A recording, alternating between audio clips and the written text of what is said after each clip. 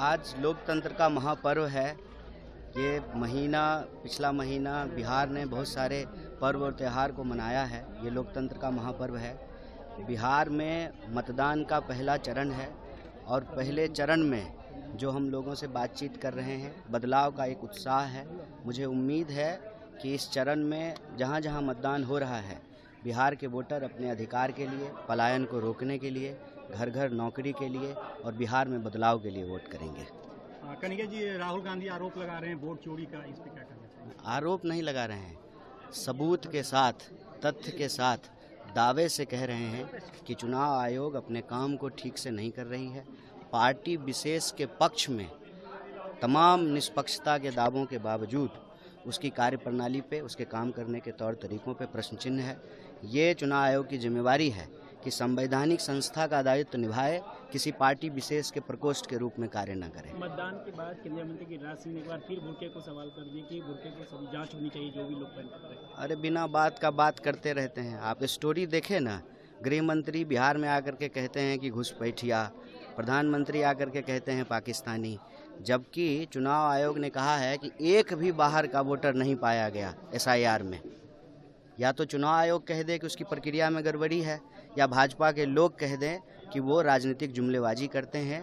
और बिहार के लोगों के जो असली सवाल है, 20 साल से वो शासन में हैं, उन सवालों का कोई जवाब उनके पास नहीं है। तमाम मंत्रियों, विधायकों और सरकार, लोकतंत्र का महापर्व है। आज पहले चरण का बिहार के कई जिलों में मतदान हो रहा है। सभी बिहार वासियों से अपील है कि अपने मुद्दे पे, अपने बाल बच्चों के भविष्य के मुद्दे पर, रोजी रोटी, कपड़ा, मकान, शिक्षा, स्वास्थ्य, सड़क, बिजली, पानी और अपने आत्मसम्मान के लिए मतदान कीजिए। जो नाराजगी है सरकार के प्रति, उसको एक सकारात्मक रूप देने की ज़रूरत है, क्योंकि 5 साल में चुनाव इसीलिए होते हैं कि अगर आप सरकार से नाराज हैं तो आप जो है सरकार को बदलें। 5 साल में वोटिंग इसीलिए होता है कि सरकार को बदला जाए। राहुल गांधी ने एक बार फिर SIR को लेकर के सवाल खड़े किए हैं, इन क्या लग रहा है आपको? सिर्फ सवाल नहीं खड़े किए, सबूत पेश किए। और ये तीसरा प्रेस कॉन्फ्रेंस है। जिस चुनाव आयोग ने इलेक्ट्रॉनिक डेटा देने से मना कर दिया, उसी चुनाव आयोग के वोटर ID से, फिजिकल कॉपीज से सबूतों को निकाल करके, उसका अध्ययन करके चुनाव आयोग के सामने यह तथ्य रखा गया है कि आप ठीक से काम नहीं कर रहे। अगर आप ठीक से काम कर रहे होते तो एक ब्राजीलियन मॉडल के नाम से 22 वोट नहीं बना हुआ होता। तो ये बहुत बड़ा सवाल है। देखिए, लोकतंत्र का आधार है मताधिकार, और मताधिकार ही सभी तरह के अधिकारों का आधार है। जो सरकार वोट चोरी से बनेगी, वो सरकार कोई काम ठीक से नहीं करेगी। वोट चोरी से बनी हुई सरकार जमीन चोरी करेगी, पेपर लीक करवाएगी, भ्रष्टाचार कराएगी, किसी भी डिपार्टमेंट में ठीक तरीके से काम नहीं होगा। तो अपने बाल बच्चों के भविष्य को सुरक्षित रखने के लिए, अपने अधिकारों को बचाए रखने के लिए, भारत में लोकशाही और लोकतंत्र को अक्षुण्ण रखने के लिए मताधिकार को बचाना जरूरी है। इसीलिए नेता प्रतिपक्ष सबूत के साथ सवाल पूछे। लगातार बुर्के को लेकर के सवाल खड़ा किया जा रहा है केंद्रीय मंत्री द्वारा, क्या लगता है? अच्छा, उनके पास ना कोई काम नहीं है जो बता सकें, गिना सकें। तीसरी बार जो है उनकी सरकार है, बिहार में 20 साल से सरकार है। उनको तो कम से कम 20 ऐसा काम गिनाना चाहिए ना, जो उन्होंने किया हो अपने कार्य क्षेत्र में, अपने लोकसभा क्षेत्र में।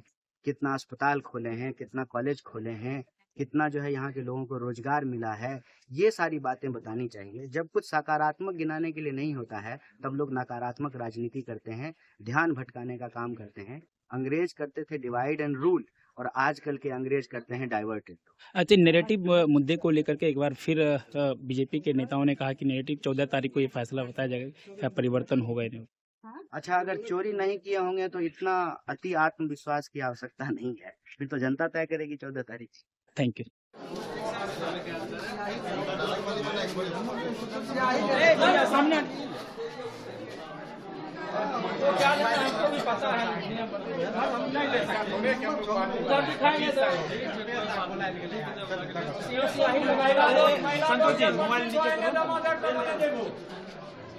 भैया लोग आ रहा है।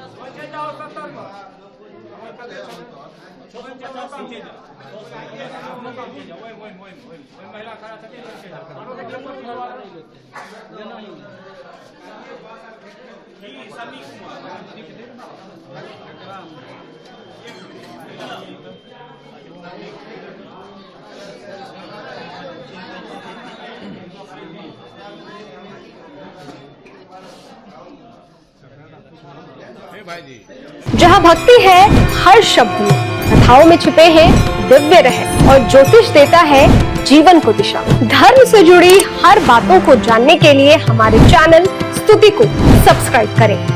चैनल पर जाने के लिए इस लिंक पर क्लिक करें।